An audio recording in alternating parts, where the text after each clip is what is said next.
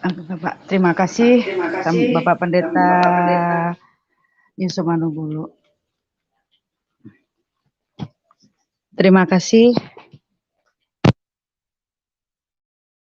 Terima kasih atas waktu yang sudah diberikan sama saya dari channel Bapak Yusuf Manubulu.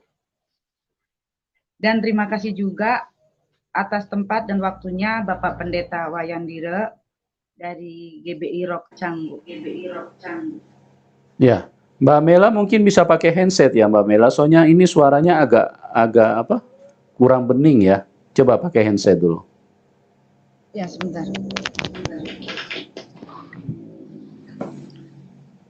Ya. Ya, agak dekat, mic-nya agak dekat ke mulut sedikit, bisa?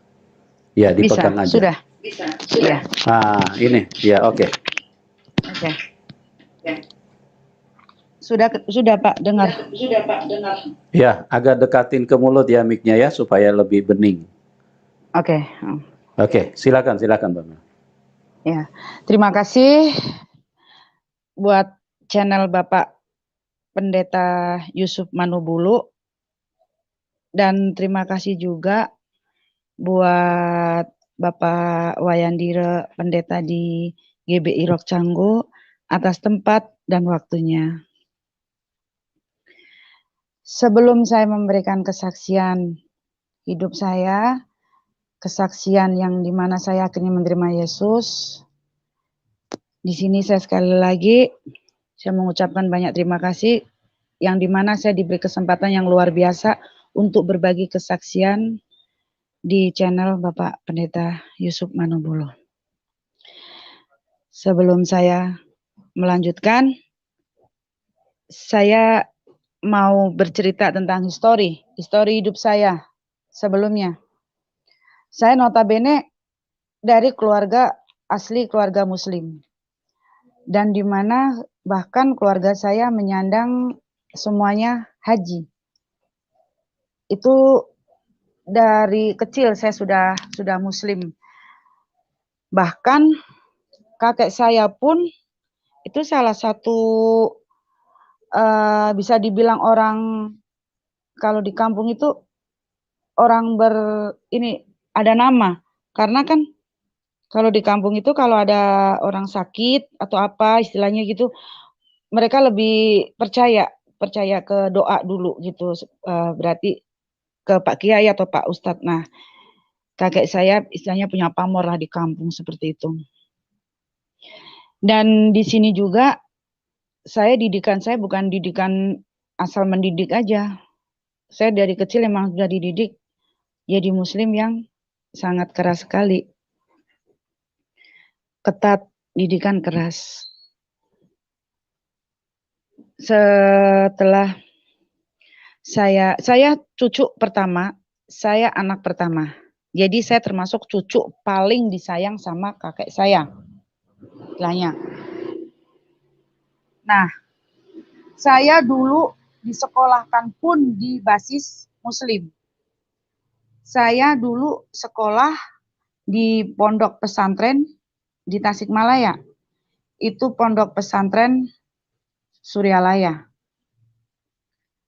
Di pondok pesantren Suryalaya itu pondok untuk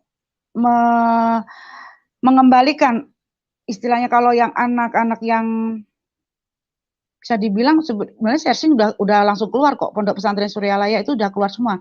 Di situ metodenya penyembuhan yang cacat mental, penyembuhan narkoba, sekalian untuk sekolah di mondok lah istilahnya seperti itu. Nah, saya disekolahkan di situ sama keluarga saya selama 3 tahun. Didikan itu juga didikan keras sekali terhadap saya. Karena kenapa keluarga saya memasukkan ke pondok? Karena begini, kalau di kampung kalau anak lulusan pondok itu luar biasa, bisa sekolah di pondok seperti itu. Di pondok itu pun metodenya bukan metode asal sekolah saja, tidak. Saya pagi sekolah, saya juga kosnya di tempat pembina, Bapak pembina yang ditunjuk dari pihak pondok pesantren, tidak asal kita bisa mencari tempat, tidak. Itu saya pagi sekolah sampai siang, siang harus di kos, dan metodenya metode pengobatan. Sebentar, Bapak Pendeta Yusuf, maaf, bisa minta waktu jeda sebentar? Boleh. Silakan. Maksudnya Bapak masuk dulu ke room, saya sebentar mau ada 1 menit aja, sebentar. Oke. Baik. Oke. Ya, sebentar. Ya, silakan Mbak. Di close aja kameranya dulu. Oke. Oke, teman-teman, ini kita sedang terjeda sebentar ya. Jadi ini sesuatu yang sangat supranatural di mana Mbak Mela ini bukan orang yang sembarangan, artinya di dalam keimanannya ya, yang sebelumnya tadi dia sudah sempat menyinggung sedikit bahwa keluarganya itu hampir semuanya haji. Bahkan kakeknya juga adalah seorang tokoh yang cukup berpengaruh di desanya, di kampungnya, di Jawa Barat. Dan pendidikannya tadi sudah disebutkan bahwa dia dididik di pesantren Suralaya. Nah, ini pesantren ini kan kita sendiri mungkin tidak asing ya, kita udah pernah dengar ya, saya juga sudah pernah dengar ini pesantren ini. Jadi tentu di dalam soal keagamaan tidak perlu diragukan. Mbak Mela ini tidak perlu diragukan ya. Bahkan bukan hanya didikan pesantren, tapi dari keluarganya dia dididik sangat ketat, sangat kuat di dalam ajaran-ajaran yang untuk membangun keimanannya, keimanan dari mereka, dan juga membangun nilai-nilai keagamaan, dan terus berfokus kepada tujuan-tujuan untuk agama tersebut. Tetapi bagaimana Tuhan Yesus itu hadir, dan itulah yang saya katakan bahwa Tuhan Yesus ini dia bukan Tuhan satu kelompok, dia bukan Tuhan satu agama, tapi dia Tuhan yang benar, dia Tuhan semua bangsa. Jadi kalau dia datang, dia tidak pernah bertanya-tanya, kamu agama apa? Ya, dia tidak bertanya-tanya seperti itu. Kristen bukan? Aku kan Tuhannya orang Kristen. Nah, disinilah teman-teman, bukalah pikiranmu, bukalah hatimu, ya. Karena tidak sedikit ini orang-orang yang cukup berpengaruh di dalam keagamaan. Ini mereka inilah yang dilawat Tuhan. Tuhan menunjukkan kuasanya. Ya, dia tidak seperti kayak yang dipahami oleh kelompok-kelompok yang sebetulnya tidak mengenal Tuhan, tapi mereka menyuarakan dengan begitu kencang seolah-olah mereka punya Tuhan. Kalau Tuhan yang benar itu seperti yang dijumpai oleh Mbak Mela ini. Ya, dia tidak bertanya, kamu Islam ya? Wah, nggak usah ditolong lah. Kamu kan tidak percaya. Tidak, dia tidak seperti itu, teman-teman. Itulah menunjukkan bahwa dia Tuhan. Tuhan yang benar, ya, Tuhan yang sempurna. Tuhan semua manusia. Nah, oke, kita akan segera hubungkan kembali dengan Mbak Mela, karena Mbak Mela sudah hadir kembali.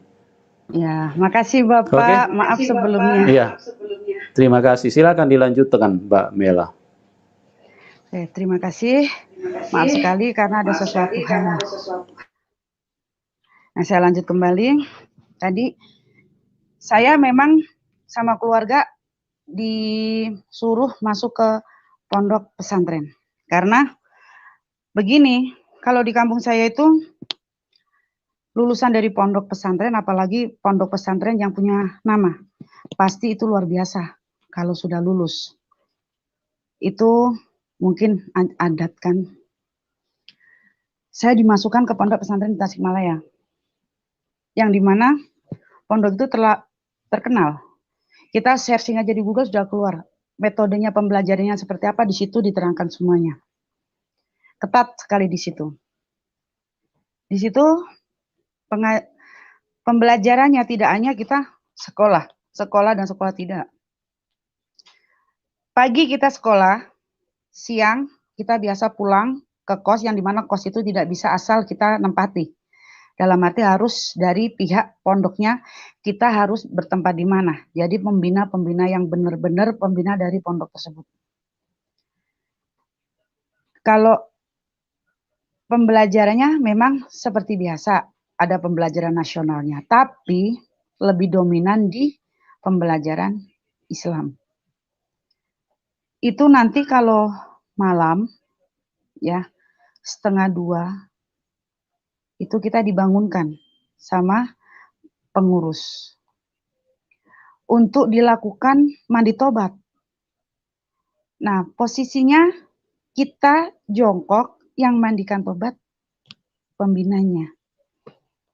Setelah itu sholat, istilahnya. Sholat itu kalau di Muslim itu dulu itu malam itu tahajud, sholat hajat, sholat tobat.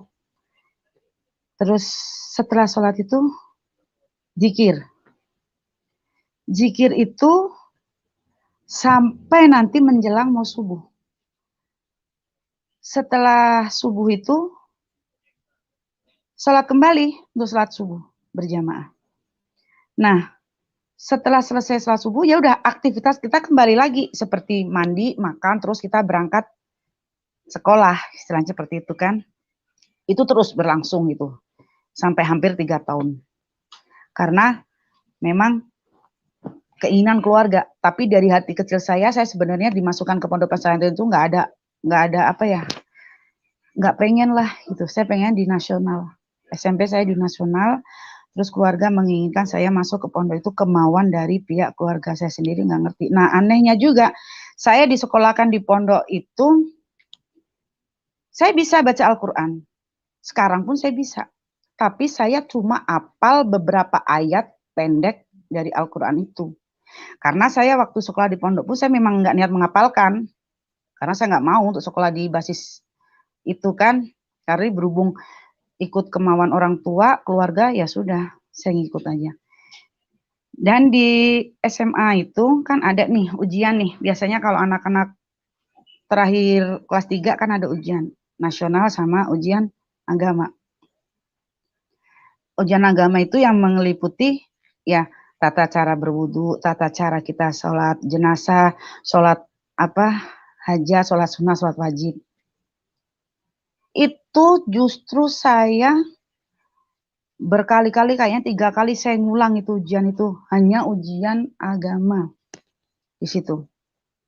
Bacaan itu yang saya hafal dari Al-Quran itu cuma ada 3 ayat saja, lainnya tidak. Sedangkan yang diujikan itu tidak ada surat yang saya hafal.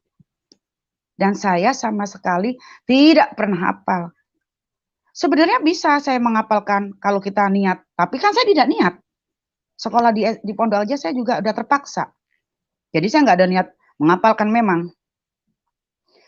Sampai akhirnya saya lulus kan. Lulus kalau di kampung itu cara orang bilang lulus kan syukuran. Seneng lah bisa keluar di pondok pesantren, apalagi pondok pesantren berbasis yang sangat terkenal sekali istilahnya gitu kan.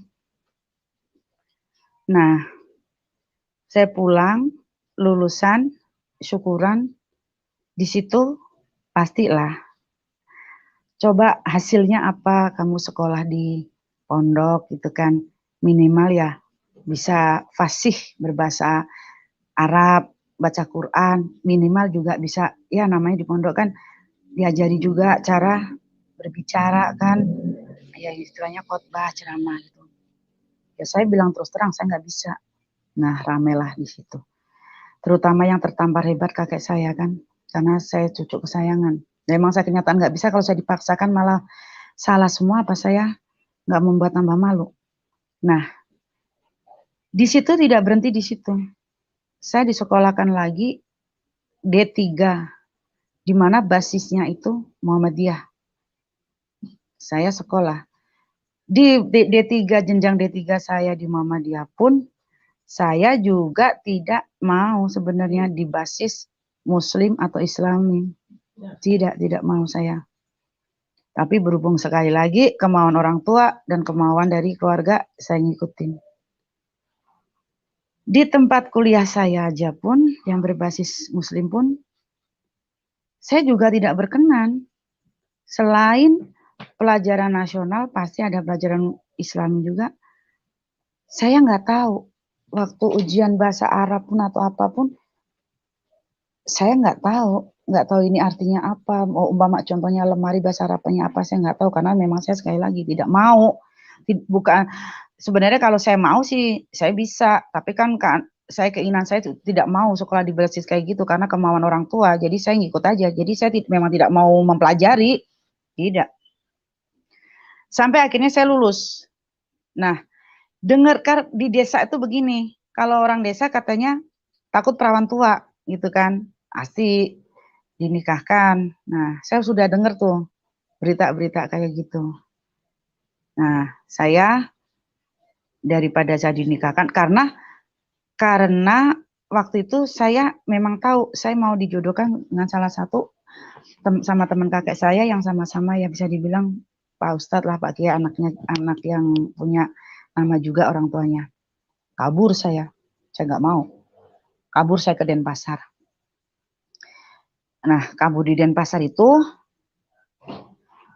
saya pertama kali menginjakan Denpasar, seorang diri memang saya nggak punya saudara di Denpasar. Teman juga nggak ada atau apa. Saya pertama kali kerja atau apa juga jadi cleaning service.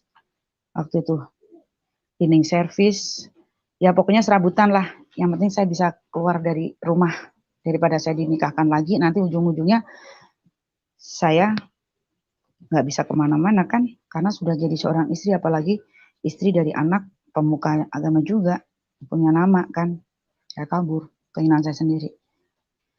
Waktu itu kan handphone seperti Android, seperti apa kan belum ada, BBM juga belum ada kan waktu itu, di tahun 99 2000 itu.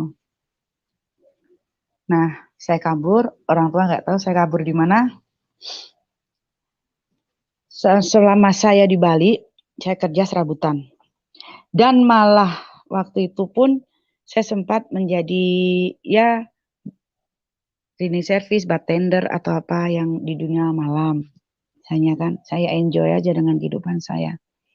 Sampai akhirnya saya 2009 saya diterima di kantor yang dimana travel, basicnya travel Indonesia luar negeri kan. Tapi saya tidak langsung jadi istilahnya enak lah, pegawai enak, tidak. Saya dari nol juga sebagai cleaning service waktu itu juga. Waktu saya di kantor saya ini.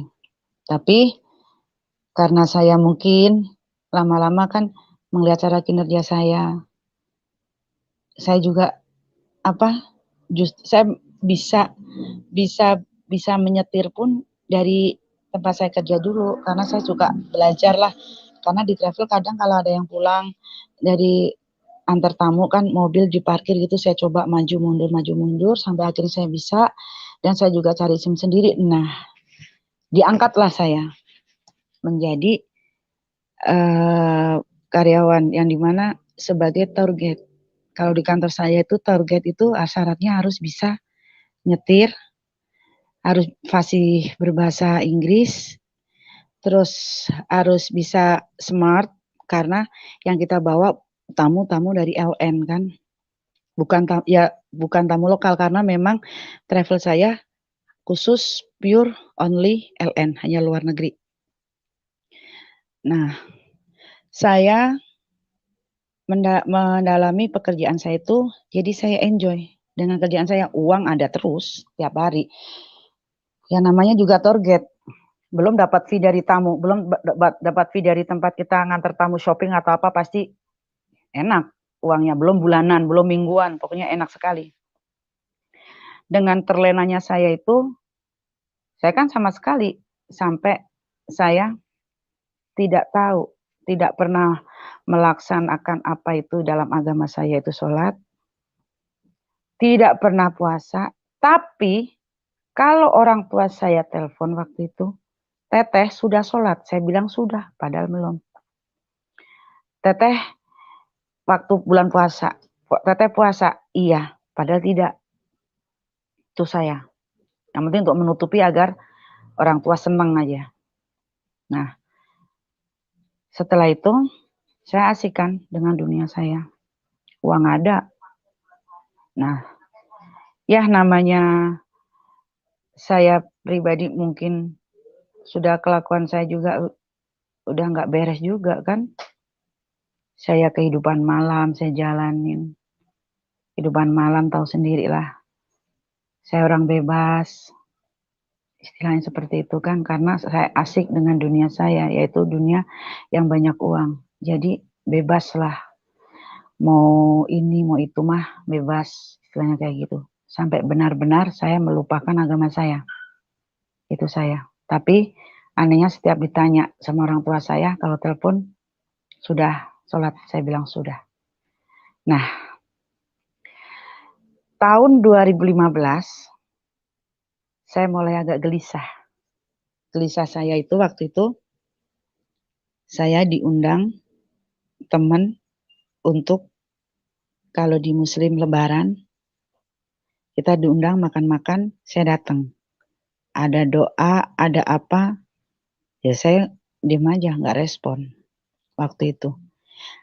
Acara Natalan saya diundang makan-makan. Ada doa, ada ini, ada apa puji-pujian, itu kan kidung, nyanyi bersama gitu pun, saya juga nggak respon. Intinya saya diundang sana sini untuk apa acara kebesaran hari rayanya teman saya itu, saya nggak ada respon. Nah, mulailah saya gelisah. Tahun 2015 itu. Mereka punya hari raya. Saya punya hari raya memang. Harusnya saya hari raya lebaran. Tapi apa yang saya rasakan saya nggak ada, hampa. Saya mau lebaran sama keluarga, apa lebaran sendiri sama aja isinya. Nggak ada sukacita dalam hidup saya. Nah gitu. Tapi lama-lama kegelisahan saya itu, yaitu kok saya nggak punya hari raya ya gitu. Natal enggak, terus lebaran enggak, saya merayakan Galungan Kuningan pun enggak, Waisak enggak, istilahnya seperti itu. Udah mulai gelisah lah. Jadi istilahnya kegelisahan saya ini sebenarnya itu beragama apa ya? Itu sempat terlintas dalam diri saya di tahun 2015 itu. Dengan berjalannya waktu, dengan kegelisahan saya itu menjelimuti, nah mulailah inilah titik awal istilahnya bisa dibilang saya hancur, bisa dibilang hancur, dibilang sukacita juga bisa. Nah ini mulailah titik awal. Waktu itu saya nganter tamu nih. Tamu saya itu mau pulang ke Jogja. Tapi satu rombongan tamu keluarga, dia pengen naik kereta dari stasiun Banyuwangi. Saya dropping mereka. Saya dropping mereka di stasiun Banyuwangi. Setelah saya dropping, saya mau pulang ke Denpasar. Nah, saya rencana turun dari kapal dari Gilimanuk, rencana saya mau rebahan. Mau istirahat sebentar gitu. Dalam benak saya. Karena biar saya bisa melanjutkan lagi dari Gilimanuk ke Denpasar. Nah, saya rebahan, saya istirahat di mobil. Tapi saya mau merem gelisah. Mau apa gelisah? Minum saya di mobil. Orang biasanya saya juga gitu, habis kerja selesai, penat lah atau apa, istirahat, minum. Tujuan saya minum itu memang tadinya buat istirahat dulu. Saya minum. Tapi di dalam minum saya pun, saya juga gelisah. Minumlah saya.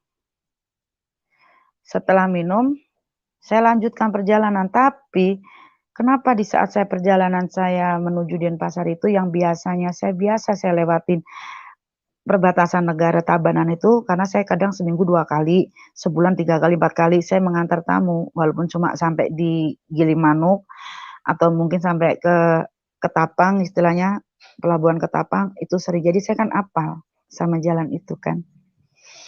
Tapi entah kenapa memang ini mungkin sudah rencana, sudah waktu Tuhan untuk menegur saya.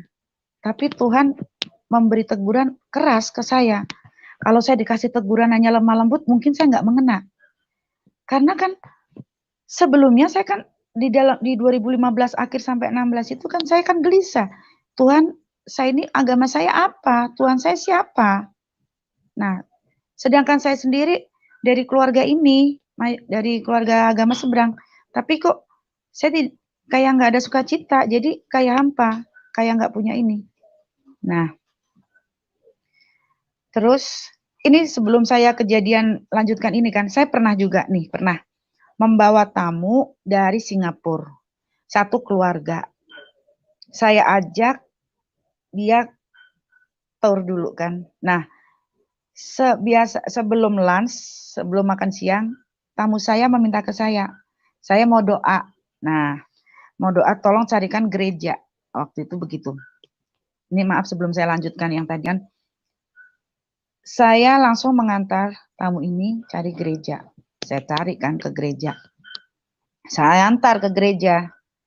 Nah, selesai dia berdoa, sembahyang, dia masuk lagi ke mobil, tanya ke saya, kenapa nggak ikut sembahyang atau doa? Saya bilang, saya sebagai tour guide, saya memang posisi tidak boleh ikut guys, ikut guys, apa tamu nggak boleh, saya harus posisi tetap stay di mobil kan.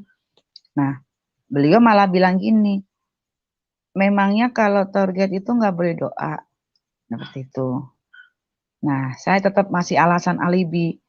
Ini kode etik dari tempat kerja saya. Nah, akhirnya beliau bertanya ke saya, agama kamu apa? Maaf gitu kan. Nah, di situ saya aneh. Menurut saya seperti terkunci. Di hati pengen ngungkapin Muslim, tapi mulut saya terkunci. Saya nggak tahu. Nah, terus habis itu dia bertanya lagi, gitu. Agamanya apa? Apa keberatan kalau mengantar kami sekeluarga di gereja, istilahnya. Seperti itu. Baru tiba-tiba saya ini mulut saya tuh ngucap, saya tidak punya agama. Aneh di situ juga saya. Terus tamu saya bilang, kalau logikanya kalau orang nggak punya agama berarti ateis kan? Nah, dia nanya ke saya, apa kamu ateis? Tahu-tahu saya jawab iya. Dan sekarang saya jawab dengan agama saya asli pun saya nggak pernah ngejalanin apa yang diperintahkan dan menjauhi apa yang dilarang sama Tuhan saya waktu itu. Saya bilang aja saya tidak punya agama memang. Tapi tamu saya puji Tuhan bilang waktu itu, oh tidak apa-apa ya sudah, kami melanjutkan lagi perjalanan kan. Nah, kita kembali lagi tadi yang waktu setelah saya ngantar tamu itu turun dari Gilimanuk, saya melanjutkan perjalanan menuju Denpasar. Posisi setelah minum saya. Minum, saya menuju Denpasar. Nah, di perbatasan negara Tabanan yang biasa saya lewatin, saya juga tidak tahu saya tabrakan sama apa, saya tubrukan sama siapa, saya tabrakan tunggal atau bagaimana, saya tidak tahu. Tahu-tahu saya sudah ada di rumah sakit. Dan yang membawa siapapun saya tidak tahu. Saya bisa cerita ini karena dari kronologi nanti saya ceritakan kesaksian saya di sini setelah saya sadar. Makanya saya bisa cerita lagi kan. Nah, saya waktu itu dinyatakan sama dokter koma. Tangan saya kiri pasang pen, kaki saya kanan pasang pen. Dan dokter pun waktu itu mengatakan kepada keluarga saya, minta dukungan doa, mohon dukungan doa. Berarti kan 50-50, antara saya mau mati atau saya mau hidup. Kalau dokter sudah mengatakan itu. Nah, di saat saya koma, saya tidak tahu itu hari apa, itu jam berapa, itu tanggal berapa, kan namanya juga koma saya nggak ngerti. Tapi saya jelas sekali waktu itu seperti bisa dibilang mimpi, bukan dibilang kenyataan, tapi kok saya koma. Saya kan cucu kesayang kakek saya. Apapun permintaan saya pasti dituruti.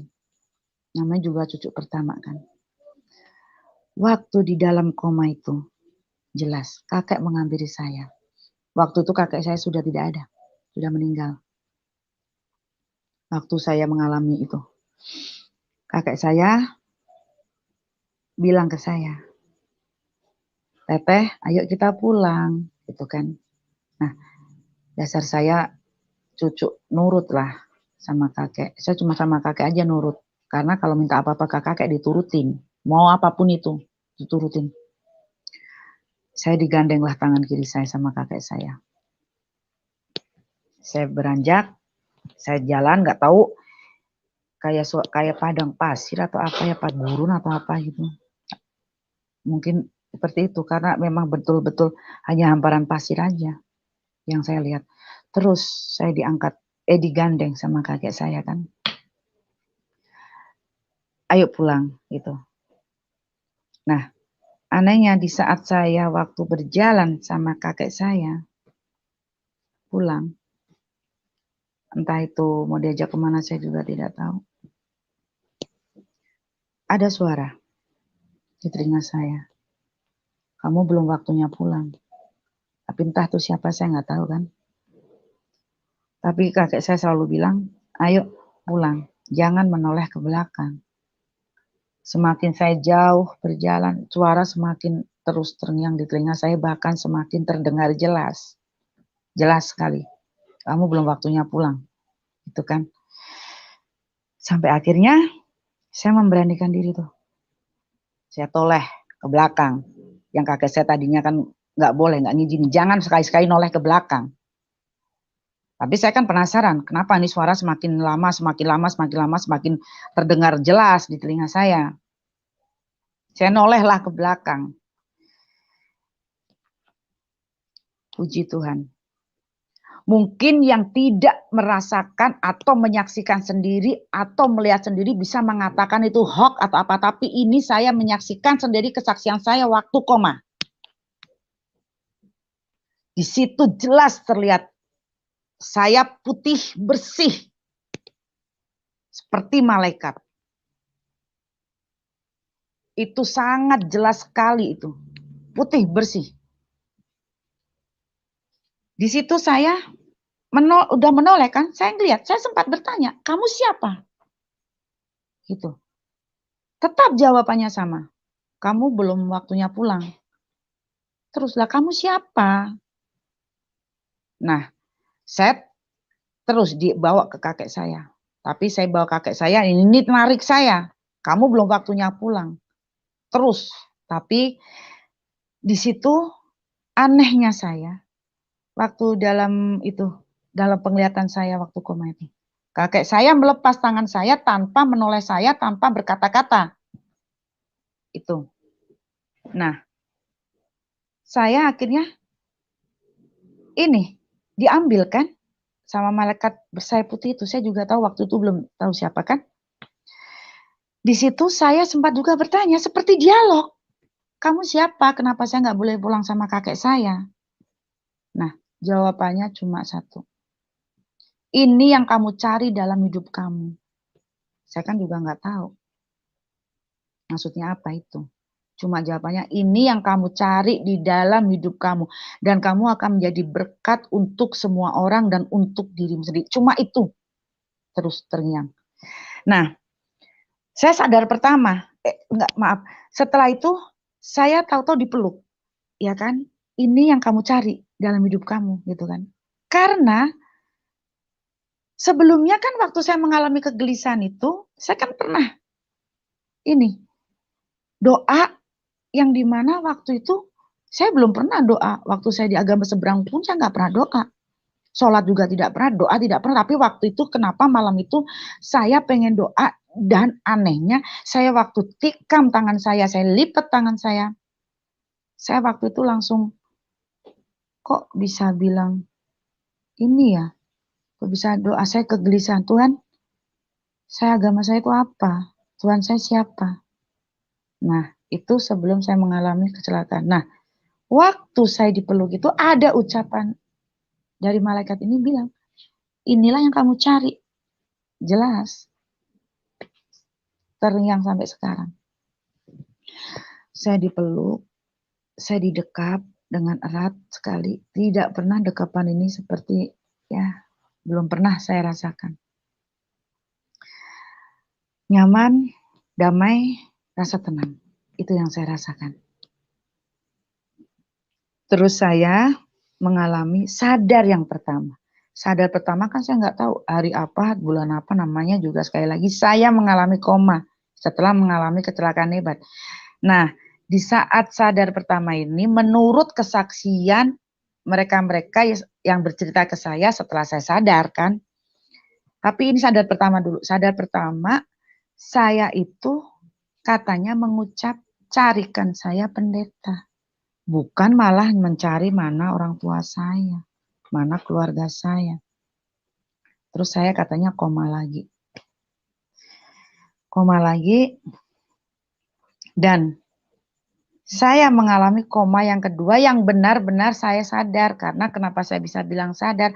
Di situ kan saya jelas lihat saya diinfus, saya dipasang ini papan penyangga di tangan kiri saya karena saya pasang pen patah tulang. Terus saya dipasang di pen di kaki kanan. Nah, saya asli sadar saya. Sadar saya itu langsung saya di situ ada suster. Saya bukannya nanya bukan bertanya mana orang tua saya atau mana keluarga saya, tidak. Justru saya bertanya, suster punya handphone. Nah, dikasihkan beliau kan sama saya. Tapi waktu itu suster sempat gini, Bu, maaf ya saya mau manggil dokter dulu karena ibu udah sadar, no, stop dulu. Saya pinjam handphonenya dulu. Saya gitu. Nah, saya searching di situ. Waktu itu saya searchingnya kan saya sadar itu kan langsung teringat. Kemarin saya kok ditemuin ini apa gitu loh. Waktu sadar, makanya waktu sadar itu bukannya saya mengingat keluarga saya, tidak. Saya sadar mengucap alhamdulillah juga enggak. Nah, saya searching lah di handphone saya. Waktu searching pertama itu burung merpati bersayap putih. Iya, keluarlah burung merpati. Orang saya searchingnya itu kan. Tapi kok ini tidak ada di dalam penglihatan saya waktu saya koma. Coba saya searching kembali. Malaikat bersayap putih. Nah, keluarlah di situ. Saya tanya ke suster. Suster, jangan kasih tahu dokter dulu. Saya mau tanya dulu sama kamu. Ini gambar apa? Suster pertama kali saya dengar dari mulut suster itu, haleluya, puji Tuhan. Ternyata suster yang merawat saya orang Kristen. Terus sampai suster itu bertanya, bener Bu, Ibu bertemu istilahnya melihat ini. Saya gantian nanya ke suster, lah saya bener nggak koma kemarin? Iya, Ibu dihitung koma sampai sekarang sudah 2 minggu. Lah saya memang ditemuin ini, gitu. Lah nangis susternya. Saya tanya, kok kamu nangis? Harusnya saya nangis, kenapa harus kamu yang nangis? Nah, di situ langsung susternya cuma bilang, puji Tuhan Bu, Ibu udah dijamah, dilawat sama Tuhan Yesus, itu Tuhan Yesus. Kan saya bingung, nggak paham saya. Nah, habis itu suster bilang, maaf Bu, saya manggil dokter dulu, istilahnya karena Ibu dari sadar. Tapi perkataan suster itu terus di otak saya, terus ada terus. Kok ada bilang suster, puji Tuhan Bu, Ibu dijamah dan dilawat sama Tuhan Yesus. Sedangkan saya nggak ngerti Tuhan Yesus. Kan. Datanglah tante saya. Tante saya datang nemuin saya, bukannya tanya bagaimana keadaan kamu setelah sadar, langsung memarahi saya. Kamu kebangetan, kamu kurang ajar, kamu kelewatan. Lah, saya baru sadar kok diomelin. Gitu kan. Kalau saya posisi saya nggak lagi koma, lagi nggak pasang infus, mungkin udah baku hantam, tonjok-tonjokan sama tante saya. Saya juga dari dulu sukanya kelahi. Nggak peduli. Orang tua, orang ini kalau saya merasa tersakitin, baku hantam saya. Itu saya. Nah, saya tanya, kenapa bukannya bilang gimana keadaan saya atau apa, kok kenapa malah marahin saya? Saya langsung ingatkan orang tua saya. Mama mana? Saya kan begitu. Nah, habis itu kalau waktu saya tanya, waktu itu orang tua saya masih utuh. Mama sama bapak saya masih ada kan, masih utuh. Di 2016 waktu saya kecelakaan. Mereka sudah pulang ke kampung. karena dia malu, dia kecewa sama kamu. Kenapa kamu sadar pertama kamu ngucap, mana carikan saya pendeta. Lah, mana saya apal, mana saya sadar, orang saya koma aku nggak ngerti. Saya sadar hari apa, tanggal berapa saya juga nggak ngerti gitu. Kenapa tahu-tahu kok marahi saya? Ternyata keluarga saya sudah pulang dengan membawa kekecewaan yang dimana anaknya koma ditungguin, mungkin didoakan, mungkin pengajian, mungkin apa yang terbaik baik buat saya doanya agar saya selamat. Karena dokter sudah memvonis antara istilahnya bukan memvonis hidup atau mati, cuma minta mohon dukungan doanya. Kalau ada tanda kutip mohon minta dukungan doa itu kan pasti ada tanda kutip kan. Singkat cerita, saya dibawa pulang ke kampung. Saya dirawat di kampung waktu itu selama kurang lebih 3,5 bulan apa sampai 4 lah. Nah, saya di kampung itu pun saya sudah diperketat nih ruang lingkup saya. Diperketat sama ruang lingkup saya biar nggak bisa kemana-mana. Tapi dasarnya saya licik, saya belut kan. Saya sudah sudah diniatin saya nggak mau di sini gitu. Karena saya di kampung tuh saya terngiang terus apa perkataan suster itu, terus siapa yang nemuin saya, terus apa perkataan dari inilah yang kamu cari dalam hidup kamu, itu terus terngiang di situ. Sampai akhirnya saya kabur 2 kali lagi meninggalkan keluarga saya di Bali. Kabur saya. Karena saya juga gelisah, saya takut lagi dikawinkan lagi kan, saya belum nikah kan. Saya kabur kembali ke Bali. Nah, mulailah di Bali itu saya seorang diri.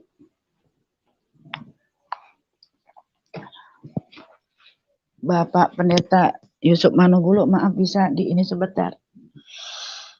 Masuk sebentar, di room sebentar. Oke. Baik, teman-teman kita sabar dulu ya karena sebentar. Sebentar, ya, karena Mbak Mela sedikit agak terganggu ya. Ya, jadi di sini teman-teman kita melihat bahwa kuasa Tuhan Yesus itu begitu nyata. Jadi di dalam keadaan Mbak Mela tidak sadar, di situ ternyata ada satu peristiwa yang adikodrati atau supranatural, di mana menurut keterangan dari keluarganya pada saat narasumber sudah tersadarkan, artinya Tuhan sudah bangunkan dari perjalanannya yang menuju kepada maut, dia langsung dimarahi oleh tantenya. Karena tantenya berkata, dia menanyakan di mana papa mamanya, orang tuanya. Tetapi tantenya malah memarahi Mbak Mela karena dia dianggap sebagai anak kurang ajar. Anak tidak tahu diri, artinya anak yang dalam pengertian kok waktu dalam keadaan koma itu dia sempat sadar menurut keterangan dari keluarganya. Nah, ini kan sesuatu yang sangat supranatural. Ini memang di luar jangkauan manusia. Apalagi kalau yang logika mampet nanti kerjaannya hanya menyerang aja. Ya, tapi ini yang terjadi teman-teman ya. Dimana tantenya langsung nyela dengan mengatakan, kamu anak kurang ajar, orang tuamu kenapa? Orang tuamu sudah pulang. Karena orang tuamu tidak siap mendengarkan pernyataan dari Mbak Mela saat dia sedang koma, dia sempat menyuruh orang untuk memanggil pendeta. Padahal ini hanya sebuah peristiwa yang adikodrati atau yang supranatural, supaya dengan adanya kejadian ini keluarganya bisa sadar bahwa Tuhan Yesus itu adalah Tuhan yang benar, Tuhan yang hidup. Tuhan yang bisa bekerja saat orang tidak sadar, saat orang sedang sekarat, saat orang sedang tidak berdaya, saat orang sedang prihatin, sedang membutuhkan pertolongan. Tuhan Yesus hadir. Dan dari situ tanda-tanda untuk mengarahkan kepada keluarganya bahwa Mbak Mela ini adalah orang pilihan Tuhan. Seperti yang tertulis di dalam Yohanes 15 ayat 16, bukan kamu yang memilih aku, tapi aku yang memilih kamu, kata Tuhan Yesus. Nah, Mbak Mela ini memang dipilih oleh Tuhan. Ya, Bapak, jadi kejadiannya memang sangat supranatural ya teman-teman. Oke, ini kita sambungkan kembali dengan Mbak Mela, mungkin bisa dilanjutkan. Mbak Mela, ya sekali. Ya, sudah bisa dengar saya? sudah Bapak. Ya, mungkin sebelum lanjut ke cerita itu, atau nggak apa-apa Mbak Mela lanjut aja dulu, nanti kemudian setelah selesai baru saya sedikit akan bertanya kepada Mbak Mela. Oke. Ya, lanjut aja Silakan dulu dilanjutkan Bapak. aja. Ya, Ya, maaf lanjutkan aja. sekali lagi. Oke. Setelah saya sembuh, saya langsung pulang ke Denpasar seorang diri kan. Nah, mulailah di situ kegelisahan saya. Apa arti kata suster yang bilang itu ibunya sudah dijamah, sudah dilawat Tuhan Yesus. Terus apa arti juga perkataan waktu saya dalam koma ditemuin itu bilang inilah yang kamu cari, itu yang menghantui saya, kegelisahan saya. Terus apa maksudnya? Saya kan nggak ngerti kan.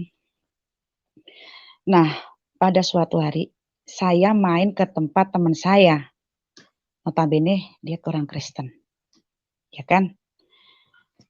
Istilahnya main berkunjung. Nah, di situ dia kan minta izin ke saya nih, Teh, saya mau doa dulu buat mama. Ya, saya kan gitu kan. Nah, dia doa nih.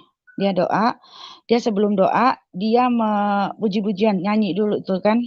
Waktu itu kalau nggak salah judulnya tuh Sebatas Doa kan.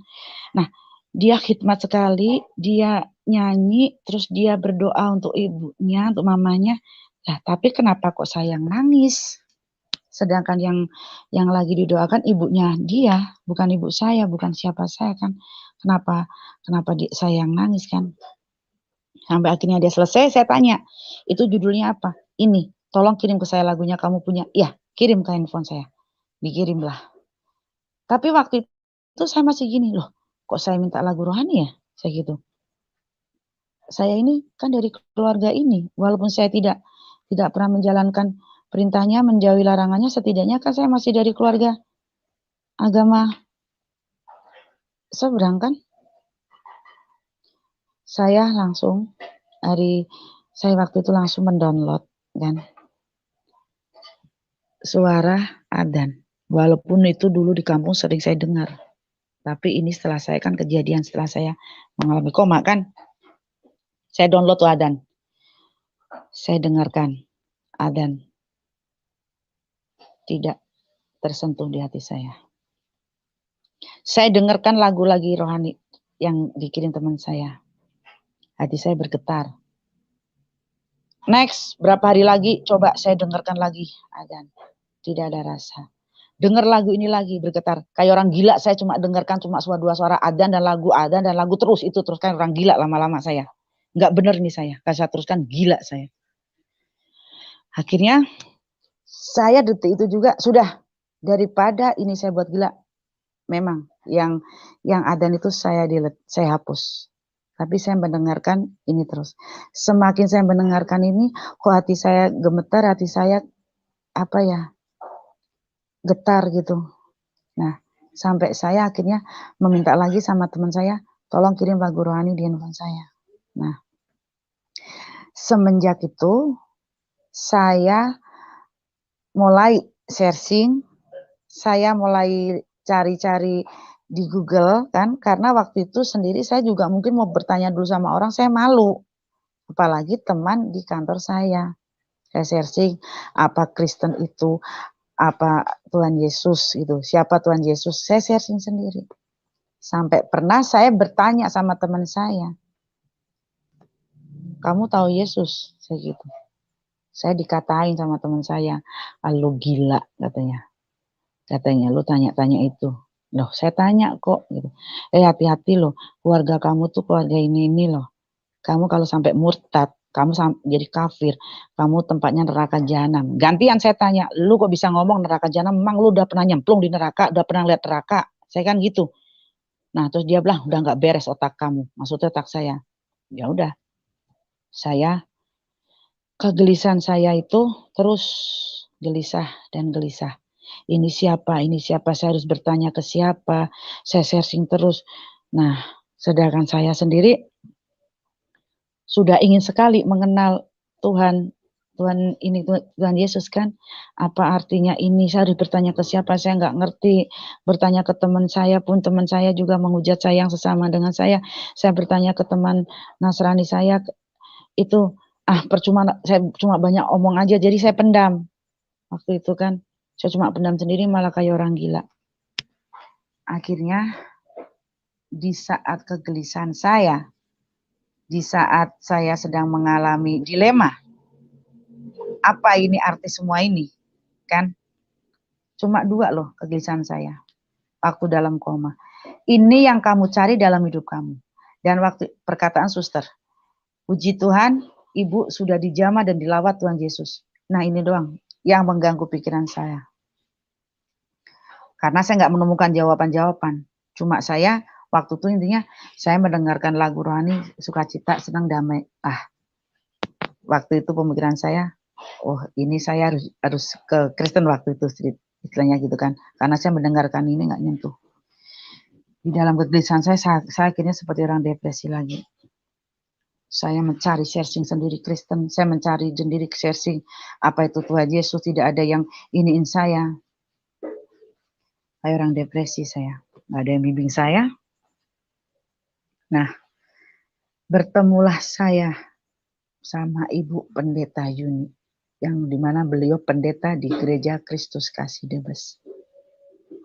Waktu itu saya bertemu sama beliau.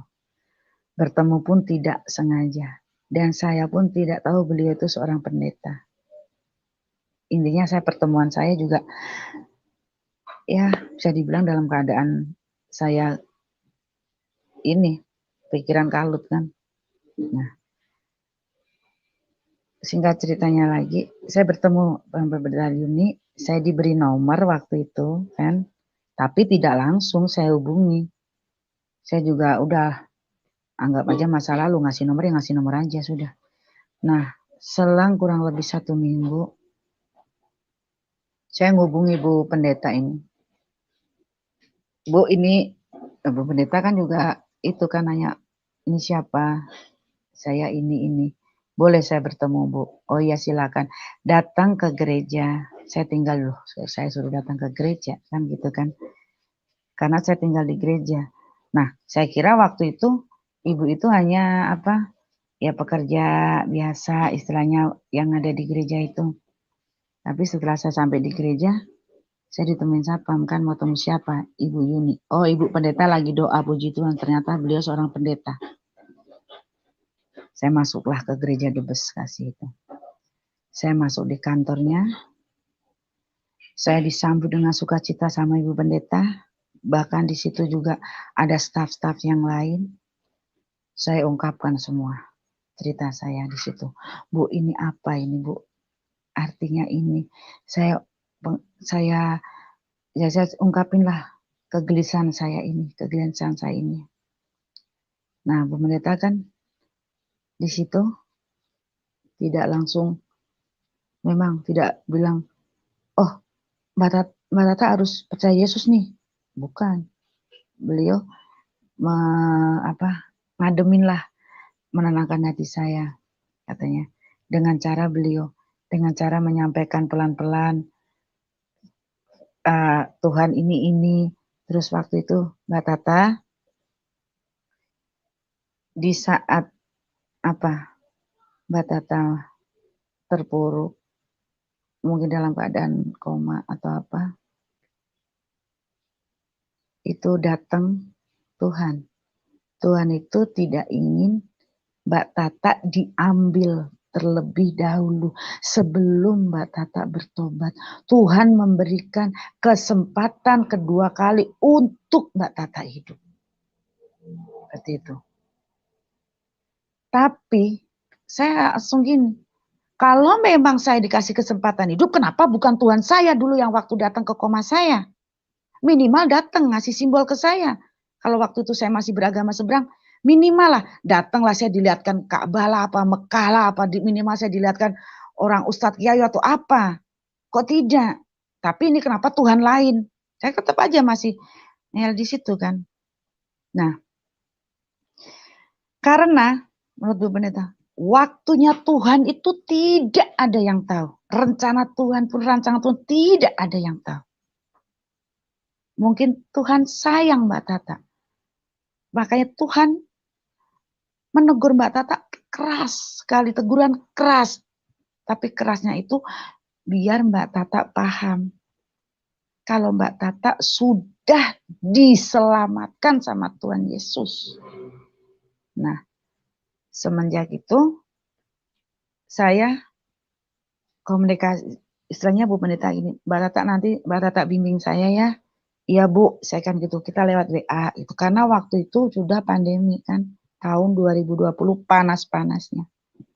Lewat WA, saya sharing lewat WA, kadang telepon. Nah, suatu ketika Ibu Pendeta ada pindah tugas ke Melaya. Saya dilimpahkanlah saya ke Ibu Suhana, majelis dari Kristus Kasih. Saya dibimbing Bu Suhana, sedikit demi sedikit gitu kan, dikasih pengertian apa yang tidak saya tahu, beliau menjawab, dan apa yang tidak, istilahnya saya pengen sharing sama Bu Suhana. Nah, terus itu saya sudah waktu itu sudah kenal sama suami saya yang sekarang, waktu itu masih calon kan, di mana notabene suami saya sudah Kristen dari lahir. Makanya di sini ada juga yang menghujat saya, apa karena kamu pindah agama karena laki-laki. Tidak, saya tegaskan dulu sebelum saya teruskan kesaksian saya. Karena banyak sekali yang menghujat ke saya. Karena laki-laki, karena harta, karena ini. Sekali lagi saya tegaskan, tidak yang di luar sana. Saya pure karena saya tuh pindah keyakinan sendiri, keinginan saya sendiri. Bukan karena laki-laki, apalagi laki-laki sekarang menikahi saya. Oke, saya teruskan kembali. Saya dibimbing sama Bu Suhana itu. Pelan, dibimbing, saya sharing. Saya, apapun saya nggak tahu, saya tanyakan. Sampai akhirnya, di terakhir, Bu Suhana bilang ke saya, Dek, mau nggak adik saya kenalkan sama teman Mbah Hana, panggilannya gitu. Namanya Bapak Wayang Yohanes gitu kan. Dia penginjil. Dia suka istilahnya pelepasan doa. Dek Tata harus pelepasan doa. Dek Tata harus ini, harus itu kan ceritanya. Nah, waktu itu saya, maaf sebelum saya berkenal sama Bu Suhana ini, sebelum kenal sama suami saya ini, saya pernah nih, suatu ketika, tapi setelah saya bertemu Bu Yuni, pendeta itu kan. Jadi begini, Bu Pendeta Yuni waktu itu membimbing saya seperti ini, itu saya sudah fix, saya harus mendalami ajaran Kristen. Saya harus mencari tahu Yesus. Saya harus benar-benar tahu kekristenan. Saya belajar, semangat kan. Nah, ini lepas sebelum saya tadi dibimbing yang sama Bu Suhana kan. Disitulah kegelisahan saya datang kembali. Saya mendalami Kristen, saya ingin menjadi pengikut Tuhan Yesus, yang dimana hati saya sudah nyaman, karena saya suka cita punya agama, semua pegangan hidup, tapi kok hati saya hampa, kayak gitu. Ada apa ini? Kenapa saya sudah ditolong Tuhan Yesus, kenapa saya tidak bisa membalas kebaikannya? Terus kenapa saya masih munafik? Waktu itu di telepon keluarga saya bilang, teh udah sholat, saya bilang udah. Teh ini udah, yang berbau, yang ada sangkut pautnya dengan waktu saya di agama seberang. Kan munafik saya. Sedangkan habis ditelepon selesai, sudah sholat, sudah telepon selesai, saya buka lagi searching Tuhan Yesus apa Kristen atau apa, kan munafik. Nah waktu itu saya depresi lagi. Apa mungkin ya saya harus menyatakan untuk keluarga kalau saya mau berkeyakinan ini? Tidak, saya nggak berani waktu itu gitu. Nggak berani. Biarin aja dah, yang penting keluarga nggak tahu ini waktu itu gitu kan saya.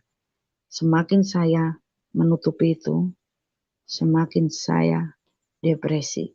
Jadi gelisah, nggak bisa tidur, kayak orang bingung. Kayak orang bingung sekali. Nah, waktu itu akhirnya saya mengatakan, Tuhan, kuatkan saya untuk menyampaikan kebenaran ini, untuk meminta doa ke keluarga saya. Kalau saya ingin menjadi pengikut Yesus, kuatkan saya langkah kaki saya untuk melangkah pulang ke kampung. Waktu itu saya cuma minta doa itu aja, waktu doa gitu sama Tuhan, kan akhirnya saya pulanglah ke kampung. Tapi setidaknya saya sudah tahu kalau sebenarnya keluarga saya pernah suatu ketika waktu tahun 2000, itu kan tahun 2020, 2020 kan jelas sudah ada Android, ada apa. Dulu kalau saya video call sama keluarga saya, ini salib saya kasih belakang, nggak saya perlihatkan. Saya masih menghargai perasaan keluarga saya kan.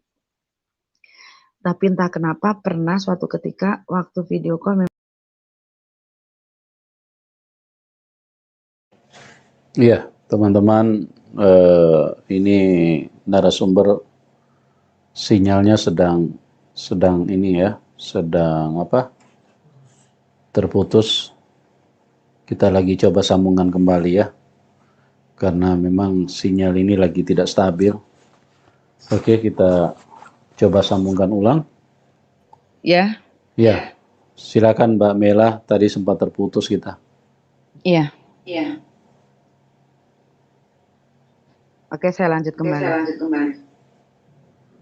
Nah, saya waktu itu langsung bilang, Tuhan kuatkan saya ingin memberitakan kebenaran ini, yang dimana saya ingin jadi pengikut Tuhan Yesus kan. Minimal saya harus minta doa, memberitakan ini kepada keluarga saya, yaitu orang tua saya kan. Nah, habis itu saya dikuatkan kaki saya untuk melangkah pulang ke kampung. Hari pertama saya pulang kampung. Saya tidak boleh langsung masuk rumah. Jangan masuk rumah. Kamu siapa? Haram rumah ini diinjak kaki kamu. Itu kan. Nah, saya waktu itu tidak membantah. Waktu orang mama saya bilang gitu. Saya pulang, saya menghindar dulu. Saya tidur di tempat saudara saya, tapi saudara saya juga tidak mau ngomong sama saya. Karena udah tahu kan, saya kok mau pindah agama gitu kan. Sekarang tidak ada orang dimanapun, terus ada seorang anak, apa istri atau suami atau siapapun menyatakan saya mau jadi pengikut Yesus, terus mereka langsung bersorak-sorak, tidak ada. Bullshit kalau itu ada. Yang ada cuma makian. Benar. Saya dimaki sehari. Saya dihujat 2 harinya. Saya dicaci hari ketiganya. Saya hari keempat semua kebun binatang keluar semua. Padahal orang-orang keluarga saya itu orang-orang terpandang. Istilahnya. Titel haji semua. Tapi kok sampai kandang semua tuh keluar. Hewan yang di kandang lah. Keluar semuanya. Sampai akhirnya saya ngedrop, saya ngedown, saya hari ke-6 tidak kuat kembali. Waktu itu. Saya tidak kuat, saya waktu itu nulis ya. Percuma saya pamit pun juga nggak bakal suruh. Jadi selama 6 hari saya nggak boleh masuk rumah, kok najis katanya dimasukin, saya haram. Gitu. Karena saya ingin jadi pengikut ajaran sesat. Kalau mengatakan orang Kristen itu ajaran sesat. Nah gitu kan. Saya nulis nih surat, entah mau dibaca sama ibu saya apa tidak, yang penting saya nulis. Di tangan saya ini seperti ada yang menggerakkan. Mungkin Roh Kudus ya. Gitu. Saya tulis, saya cuma minta pamit pulang ke Denpasar. Teteh minta doanya, Teteh mau menjadi pengikut Yesus. Nah, ini yang gerak-gerak terus. Sampai terakhir saya sampai bilang, Mah, cukup itu. Mama mau menghujat saya, mencaci saya, mau memaki saya. Sampai mama mau membunuh saya sekalipun silahkan. Tapi tolong jangan pernah menghina Tuhan saya. Karena bagi saya tidak ada Tuhan selain Yesus Kristus. Waktu itu saya ini nulis. Jangan pernah sekali-sekali lagi menghina Tuhan saya. Salah Tuhan saya apa? Nah, kecewa saya di sini. Saya sakit hati tapi ya wajar. Waktu itu memang masih sakit hati. Karena bagi saya nggak pernah menghina Tuhan kalian. Kalian kok menghina Tuhan saya? Saya mau pulang, mau minta doa. Saya mau pulang itu mau menyampaikan. Saya mau minta jadi pengikut Yesus. Tinggal bilang, iya saya restui kan gampang. Tapi tidak ada yang seperti itu. Bohong banget kalau ada orang langsung bilang, iya suka-suka itu bohong banget kan. Saya pulanglah seorang diri ke Denpasar tanpa, ya sudah. Itu surat mau dibaca apa tidak, saya waktu itu bodo amat lah itu. Saya pulanglah ke Denpasar. Tapi di saat saya pulang, Tuhan kuatkan saya. Gitu. Untuk tetap teguh di dalam Kristus. Kuatkan saya. Tapi bohong banget saya. Langsung kuat terus. Enggak. Sampai ke Denpasar. Nah. Saat saya, yaitu yang akhirnya saya sama Bu Yuni yang diserahkan kembali sama Bu Suhana itu kan. Saya dikuatkan. Melemah lagi saya. Melemah lagi dalam artian, ya saya waktu itu sudah kenal sih sama suami saya sekarang kan. Nah, melemah lagi dalam arti, saya ikut Yesus kenapa berat sekali hidup saya, mau makan aja susah. Saya gitu. Dulu waktu saya ikut keluarga saya mau minta apa aja dikasih. Itu sempat mau melemah lagi saya. Sampai saya gini, aduh Tuhan, aku membela nama Engkau di depan mata keluarga saya mempermuliakan nama Engkau. Tapi kok hidup saya jadi sengsara kayak gini ya, mau apa-apa nggak bisa. Mau beli apa susah, mau ini susah, cancel semuanya. Finansial juga udah, keluarga tidak mau tahu. Lu mau gembel kayak, lu mau ngemis kayak, lu mau apa kayak. Itu gak lu, karena lu nggak ikutin aturan keluarga. Coba kalau lu ikut keluarga, lu hidup lu enak kayak dulu lagi. Lu mau butuh apa, mau kekurangan apa, walaupun lu kerja, kita tetap membantu. Udah down saya. Aduh, berat Tuhan, saya nggak mampu. Tuh waktu itu. Saya mau pulang ke keluarga saya. Itu sering saya dulu cekcok terus sama yang sekarang suami saya itu. Mau pulang. Nggak kuat saya dengan kehidupan. Serba kekurangan. Karena jujur, saya waktu kerja, saya waktu sama keluarga, saya nggak pernah kekurangan. Tapi kenapa waktu itu saya memutuskan ingin mengenal Yesus, ingin jadi pengikut Yesus, hidup saya serba kekurangan. Berantem terus saya sama suami saya ini. Mau makan ini nggak bisa, itu nggak bisa, sampai akhirnya saya drop down.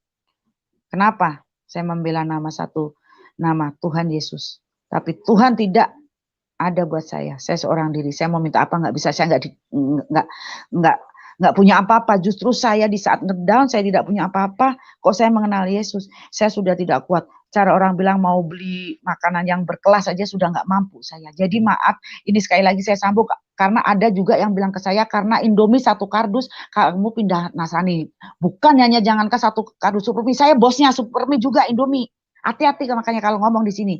Saya jelaskan, saya aja ingin kenal Yesus saja mau makan susah, kok ada yang bilang 1 Indomie kardus sembarangan kalau ngomong, ya hati-hati itu juga. Nah, saya teruskan kembali di sini. Di saat saya ngedon di sini, saya dikenalkan sama Ibu Suhana, namanya Bapak Wayan Johannes. Beliau penginjil. Saya dikenalkan sama beliau. Beliau dengan sukacita melayani saya. Yang dimana saya waktu itu sudah rusak, udah down, otaknya udah stres. Mungkin dia dibilang.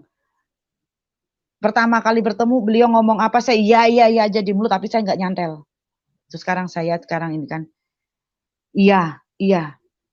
Tapi saya di sini saya nggak tahu otak saya kemana. Karena pikiran saya cuma satu. Saya nggak kuat hidup seperti ini. Mau makan susah. Gitu. Tapi berlambat laun dengan sabar Bapak Wayan Johannes ini. Membimbing saya. Sampai akhirnya beliau, kamu harus doa pelepasan. Biar semua masa lalu kamu semua hilang semua dendam kamu apa sama keluarga kamu, lepasin semua apa yang mungkin kamu dalam tubuh kamu mau pakai kayak apa kayak lepas semua, pasti kamu beban kamu akan hilang. Tidak ada saat di otak kamu tidak ada lagi keinginan untuk duniawi lagi. Saya doa pelepasan sama Bapak Wayan. Sampai 3 kali saya doa pelepasan. Memang benar puji Tuhan luar biasa. Di situ saya menangis karena waktu itu saya mahal air mata. Saya tuh paling mahal air mata saya mengalir kalau tidak benar-benar saya untuk keluarga saya waktu itu. Karena saya memang bisa dibilang preman, saya tidak, istilahnya saya mau baku hantam setiap hari, bahkan sama keluarga pun saya baku hantam sendiri, makanya air mata itu jarang bisa keluar saya. Tapi anehnya, saya dibimbing, saya diurapi, doa pelepasan sama Bapak Wayan. Kenapa ini air mata? Tidak ada rasa gengsi untuk terus mengalir. Tapi memang benar puji Tuhan. Setelah saya diurapi, dibimbing sama Bapak Wayan, hati saya tenang. Tenang. Tapi tenang tidak tenang selamanya. Hanya seketika tenang saya. Depresi kambuh lagi. Dalam arti dia memang seketika tenang sekali, tenang hati saya, emang lepas semuanya waktu doa pelepasan diurapi, tenang hati saya. Tapi nggak berjalan lama, tetap ini bergejolak kembali. Sekali lagi bergejolaknya, gelisahnya, susah hidup saya, mau makan nggak bisa, susah sekali. Tapi kalau saya kadang waktu di WA sama bapak saya, "Tah, bagaimana kabar?" Saya bohong, puji Tuhan luar biasa baik Bapak, tapi dalam hati saya susah. Keinginan pulang lagi saya, sudah ada. Saya memutuskan pulang kabur, nih, ya kabur. Waktu itu saya sudah di airport. Sudah, waktu itu saya telepon keluarga, Teteh mau pulang. Saya minta tiket, wah senang di sana. Saya sudah di airport nih, ya kan. Saya sudah di airport mau dirapit saya. Kok tahu-tahu suami saya ini, yang dulu waktu itu jadi calon, nyusul saya di airport. Kamu mau apain? Mau pulang? Oh, saya diseret kayak kambing namanya kan. Sampai di parkiran airport itu. Pulang saya. Jadi kan saya nggak jadi lagi pulang. Nah di situ saya diteguhkan terus sama Bapak Wayan. Saya waktu itu gini, ini saya ini sudah mengaku pengen ikut Yesus, tapi kok saya masih kayak gini terus, istilahnya masih bimbang, masih ini kan, seperti itu. Nah, terus dengan sukacita Bapak saya ini terus menyupport saya, mendoakan saya. Bahkan kan waktu di saat saya benar-benar ini galau waktu itu, bisa dibilang bingung pikiran saya. Sebelum benar-benar saya bertemu Bapak Wayan sama sang suami saya, memang saya dapat kabar mama meninggal kan. Nah, itu pun dipersalahkan. Mama meninggal karena kepikiran saya karena saya mau jadi ikut pengikut Yesus. Itu juga disalahkan sama keluarga saya sampai detik ini. Kematian orang tua saya dikira saya penyebabnya, padahal itu udah takdir Tuhan. Itu kan. Nah, saya mau pulang tidak boleh. Karena waktu itu saya istilahnya waktu itu saya pulang juga di sana juga udah pulang, udah ini percuma juga, paling isinya hujatan atau apa juga saya terima aja kan. Nah, dengan keadaan saya down, karena apa? Saya sama Bapak Wayan itu diurapi, dibimbing, doa pelepasan, itu pun sering untuk menguatkan saya. Tapi tidak sekali saya didoakan, saya ini tidak, berkali-kali itu. Sampai akhirnya saya pelan-pelan, saya ini sendiri kan. Tuhan, saya dulu nggak punya agama. Saya dulu tidak tahu agama saya apa, Tuhan saya siapa. Sampai saya benar-benar ditegur, diberi cobaan, tapi yang waktu saya koma kok yang datang Tuhan Yesus. Berarti saya masih disayang. saja, berarti masih diberi kesempatan dua kali lagi untuk hidup. Kenapa saya dikasih kesempatan 2 kali ini saya tidak pergunakan sebaik-baiknya? Sedangkan kita kan mati nggak tahu, duduk aja habis ini mati juga. Kita nggak ngerti semua. Nah, saya langsung, Tuhan, kok saya kayak gini ya? Saya sudah diberi kesempatan hidup, tapi kok saya seperti ini gitu. Nah, memang Bapak saya ini juga kadang kalau saya melenceng salah, negur saya, "Tak, jangan seperti ini, jangan seperti ini." Itu Bapak saya. Bapak Wayan itu notabene beliau orang Bali, tadinya Hindu. Tapi puji Tuhan sudah percaya Yesus dan sudah menerima Yesus. Nah, ini bukan siapa-siapa saya. Ikatan darahku nggak ada. Tidak ada sama sekali. Kenal juga dari busana dikenalin. Tapi yang bikin saya luar biasa. Luar biasanya Yesus di hidup saya. Apa yang sudah hilang dari hidup saya. Orang tua saya sudah nggak ada. Keluarga saya sudah meninggalkan saya, mengucilkan saya, menghujat saya. Bahkan saya tidak dianggap. Saya menerima keluarga baru. Yang dimana ini Bapak Wayan ini sudah seperti sama orang tua saya. Ibu juga seperti orang tua kandung saya. Keluh kesah saya apapun itu Bapak saya. Makanya tadi saya bilang Tuhan Yesus luar biasa sekali memberikan perpanjangan tangan yang tidak salah orang. Walaupun saya memang agak error kadang.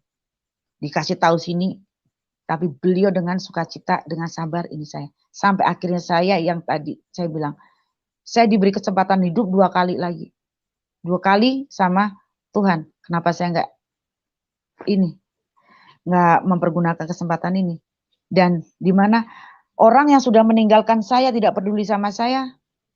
Ini datang orang peduli sama saya, sayang sama saya, kenapa saya sia-siakan? Nah, disitulah saya mulai merubah. Dan puji Tuhannya, apa yang hilang dari hidup saya digenapi di tahun 2021. Saya dibaptisi di 2021. Saya menikah bersama suami saya di 2021. Saya benar-benar mempunyai keluarga yang dulu sudah hilang meninggalkan saya, yang sudah jijik sama saya. Mereka nganggap saya mungkin anjing atau apa. Karena mereka jijik aram melihat saya. Tapi puji Tuhan, 2021 ini Tuhan Yesus luar biasa buat hidup saya.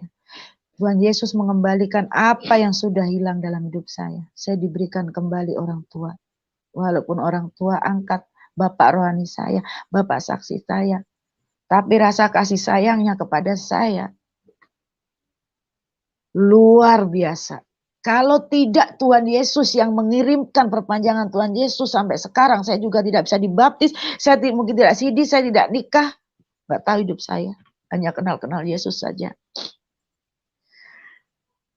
Makanya di sini saya selalu kalau bersaksi atau saya apa, saya bukannya mengagungkan atau apa, tapi saya di sini mengucap puji syukur saya hanya berterima kasih Tuhan, Engkau telah mempertemukan saya dengan seseorang yang benar-benar menerima saya, yang dimana saya hancur, yang di mana saya tidak tahu saya harus bagaimana.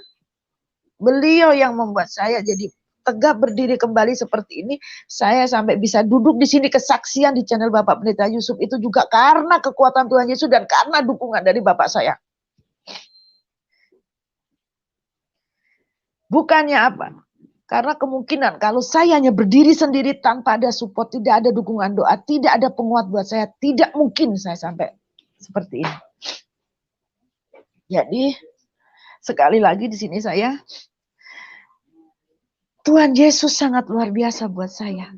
Tidak ada Tuhan lain selain Yesus Kristus. Makanya di sini saya mengatakan, terima kasih Tuhan. Memang benar-benar teguranmu yang nyata lebih baik teguran yang nyata ini kepada saya. Saya ditegur benar-benar sama Tuhan Yesus dengan kecelakaan, alami koma, mengalami perjumpaan dengan Tuhan Yesus. Yang dimana saya akhirnya percaya sama Tuhan Yesus, menerima Tuhan Yesus di tahun 2021. Dan saya mendapatkan keluarga yang benar-benar baik, benar-benar luar biasa buat saya. Jadi di sini sekali lagi saya mau, ini pribadi saya.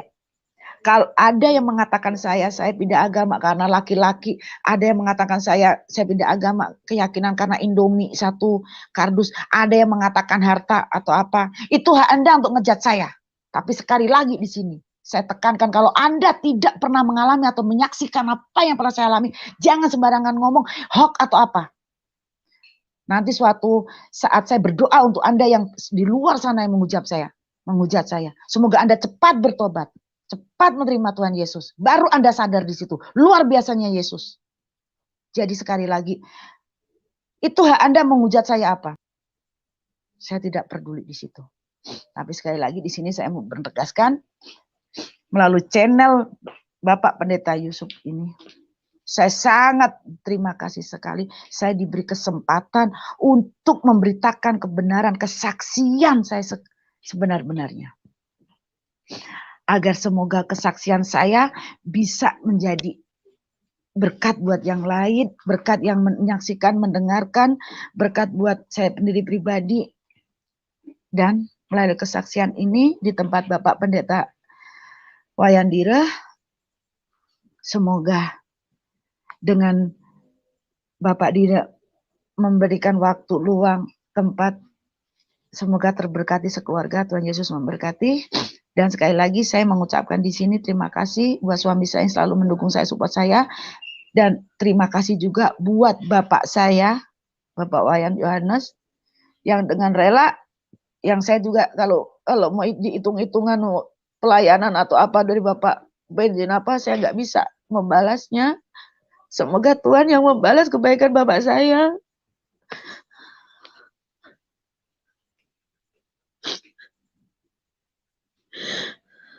Karena saya merasakan sendiri kebaikan bapak saya.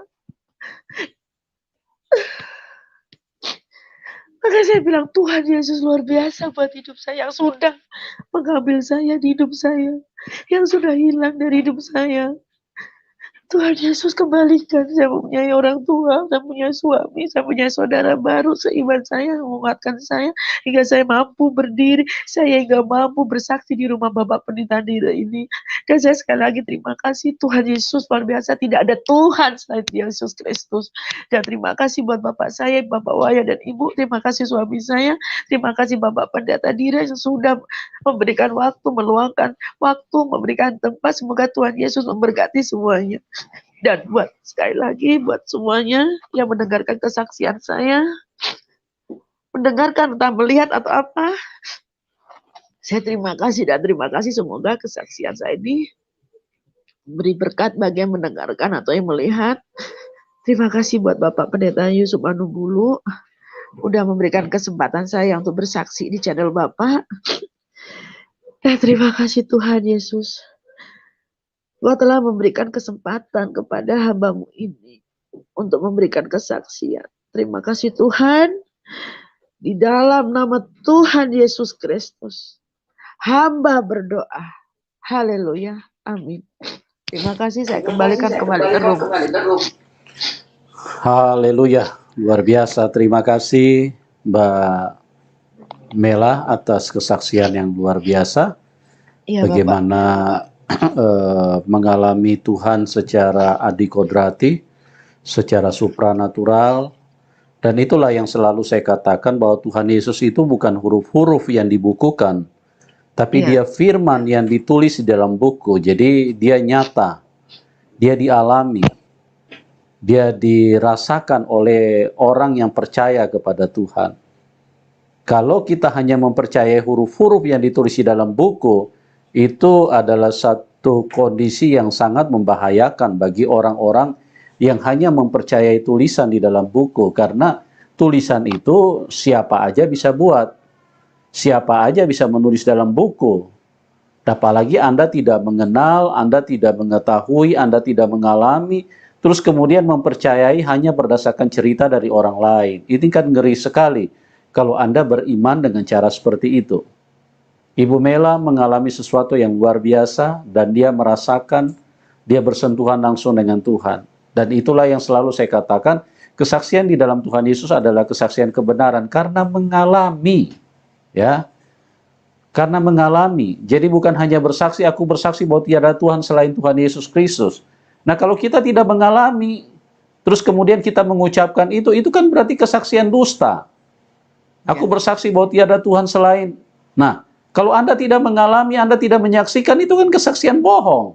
Anda menipu diri sendiri, Anda menipu Tuhan, Anda menipu orang banyak, Anda tidak pernah menyaksikan Tuhan, tapi Anda bersaksi. Aku bersaksi tidak ada Tuhan selain. Nah, itu loh.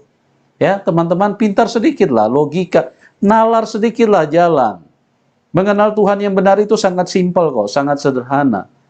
Cuman memang kita tidak bisa pungkiri bahwa kuasa kegelapan menutupi dunia sehingga manusia itu lebih senang dongeng, lebih senang percaya kepada berita-berita bohong. Ya, Bu, saya mau bertanya sedikit nih Mbak Mela. Tadi ada yang saya lihat terlewatkan. Ya. Dulu waktu masih di Islam, Ibu dalam didikan keislaman dulu bagaimana cara berinteraksi kepada orang-orang yang non-Islam? Oh iya. Bagaimana caranya dididik di dalam Islam dulu? Silakan Bu, ditambahkan sedikit sebelum kita masuk ke interaksi. Jadi dulu kalau sentuhan yang di Muslim itu bukan nggak boleh. Suaranya nggak jelas ya, Mbak Mela, bisa diulang? Sebentar.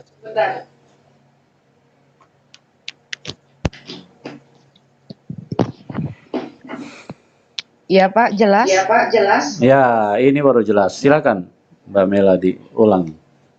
Dulu waktu di Muslim bersentuhan dengan lawan jenis nggak boleh.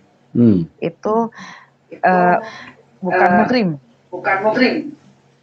Nah, seperti itu. Tapi saya dasarnya ya mau salaman sama siapa aja sah-sah aja. Orang kita disodorkan tangan, masa saya mau gini? Kan nggak mau saya juga kan. Ya tetap walaupun habis ketahuan saya dimarahi, ketahuan marahi. Dalam hati saya mereka baik kok menyodorkan tangan. Kok saya menolak? Yang gitu. Terus keluarga saya juga menekankan ke saya, jangan kenal sama orang Nasrani. Karena dulu saya pernah punya teman, namanya Mariana. Waktu itu berkenalan waktu saya studi banding ya bisa dibilang tamasya waktu saya sekolah ketemu di Taman Mini. Nah, zaman itu kan belum ada telepon, belum ada handphone, belum ada BBM atau WA. Jadi lewatnya surat menyurat. Nah, waktu Natalan saya ngirimlah surat kartu ucapan. Kartu ucapan. Ya, selamat Natal. Karena waktu ketemu di Taman Mini kita kan cuma tukar alamat. Ya. Saya kirim kartu Natal, selamat Natal, ngucapin. Direspon lah sama teman saya ini. Mungkin teman saya membalas surat. Terima kasih atas ucapan Natalnya ini gitu kan. Ketahuan sama keluarga saya. Nah, keluarga saya bilang, kamu kok punya teman dari agama sesat. Gitu. Nah, saya langsung bilang, loh itu kan manusia. Kita juga manusia. Kita diciptakan sama Tuhan, teman saya juga diciptakan sama Tuhan. Salahnya di mana? Nah, tetap bilang di situ. Jangan sekali-sekali berteman sama orang yang beragama sesat. Nah, sampai berkata berkata begini begini sama saya. sama saya. Ini kakek saya Ini yang keras kakek sekali. saya yang keras sekali. Waktu itu kan, Kan, kamu bisa melihat kamu bisa Tuhan melihat kamu nggak? Tuhan Ya kamu enggak lah, Ya saya enggak gitu lah, kan. saya gitu kan. Tuhan kamu Tuhan perempuan kamu apa perempuan laki-laki? apa Nggak tahu, laki-laki? Nggak tahu, gitu kan. gitu kan. Itu yang Itu benar. yang benar. Sedangkan agamanya orang Kristen, Kristen itu yang disalib yang itu disalib itu laki-laki. laki-laki. Nah, ada kelaminnya Ada juga kelaminnya kan. juga kan. Maksudnya kan Maksudnya kan istri laki-laki. laki-laki. Berarti itu Berarti itu manusia. manusia. Masa manusia Masa nyembah manusia manusia? nyembah manusia. Nah, logikanya aja. Logikanya aja. Seperti itu, keluarga saya doktrin Keluarga saya saya. doktrin saya. Nah, makanya Makanya waktu itu saya sama temen saya sudah alamatnya sama keluarga saya semuanya itu buangin semua. Nah, seperti itu Bapak. Jadi didikan keluarga saya itu kalau mengatakan Kristen itu agama sesat. Nah, begitu itu Jadi, Pak Pendeta. Mbak Mela sempat berpikir nggak kok ada ajaran seperti ini ya? Enggak Kok lah Pak, orang saya juga nggak ingin dalami kok. Oh. Saya kan waktu itu cuma taunya logika aja. Jadi karena dari hati sendiri saya juga keluarga dari keluarga agama seberang, tapi saya nggak mau mendalami. Tidak paham. Nggak paham. Ya itulah apa orang yang cuma bisa berbicara tapi juga tidak memahami ajarannya ya. Artinya sedangkan di Muslim saja di dalam ini dalam kitabnya mereka kan mereka mengakui bahwa Allah itu punya tangan. Tapi tangan kanan semua, dua-duanya tangan kanan semua. Nah ini kan berarti kan identik juga dengan sama juga dengan manusia gitu loh. Bahkan lebih aneh lagi, mereka tangannya katanya kanan dua-dua. Itu berarti kan tidak tidak sempurna. Kalau tangan kanan dua-dua itu kan berarti untuk apa tangan kanan dua-dua? Itu kan berarti sesuatu yang sulit sekali untuk logika bisa ini ya. Iya. Gitu.